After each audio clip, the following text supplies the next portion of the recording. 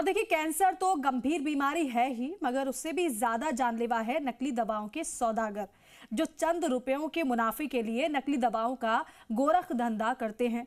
और ऐसे ही गिरोह पर क्राइम ब्रांच ने शिकंजा कसते हुए 17 आरोपियों को गिरफ्तार किया। जानते हैं, ये आरोपी कैंसर की नकली दवा और चोरी की गई दवाओं का अवैध व्यापार कर रहे थे और इस सिंडिकेट के तार दिल्ली, मुंबई से लेकर हैदराबाद तक जुड़े थे। ये रिपोर्ट देखिए।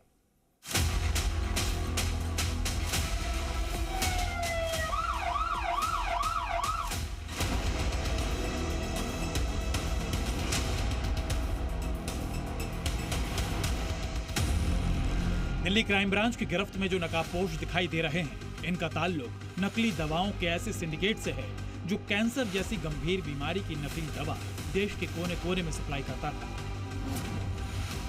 क्राइम ब्रांच की इंटरस्टेट सेल को एक इन्फॉर्मेशन मिली, एक सिंडिकेट है जो काफ़ी ऑर्गेनाइज्ड तरीके से कैंसर की काउंटरफीट दवाइयाँ, हॉस्पिटल से चोरी की हुई दवाइयों को बेच रहा है और इनका एक well establish supply chain network है जिसके जरिए पब्लिक तक ये दवाइयाँ पहुँचाई जा रही हैं। खुफिया इनपुट मिलने के बाद क्राइम ब्रांच ने कैंसर की नकली दवाओं के गिरोह का भंडाफोड़ करने के लिए दिल्ली, एनसीआर, मुंबई, हैदराबाद और हरियाणा समेत कई जगहों पर छापेमारी की। नकली दवा गिरोह से जुड़े 17 आरोपियों को गिरफ्तार किया गया। आरोपियों के कब्जे से नकली दवा की 600 भरी शीशियां मिली। इनके पास 3021 से ज्यादा अन्य नकली दवा की खेप बरामद हुई, जिसकी अनुमानित कीमत करीब 9 करोड़ से ज्यादा आंकी गई है। आरोपियों के पास से 50 लाख रुपए नकद भी बरामद हुआ है।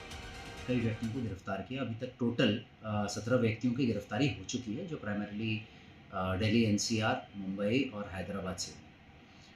इसमें हमने करीब 600 कैंसर की मेडिसिन की जो वायल्स हैं वो इनसे रिकवर की हैं, जिनकी मार्केट वैल्यू तकरीबन 9 करोड़ रुपए है।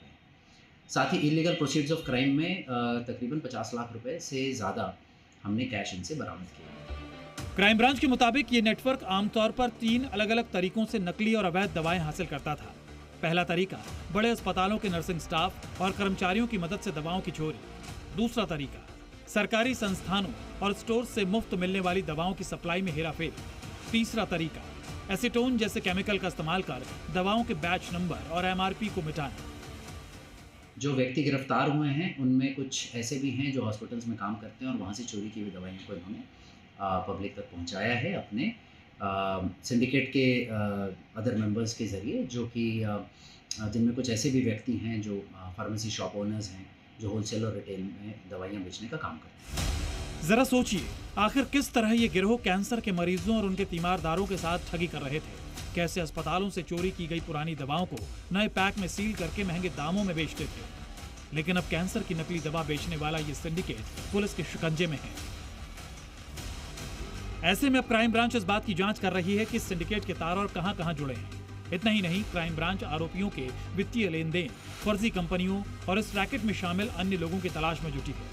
मतलब ये कि आने वाले दिनों में और भी गिरफ्तारियां और बरामदगी होने की संभावना है। दिल्ली से प्रमोद शर्मा के साथ ब्यूरो रिपोर्ट, जी मीडिया।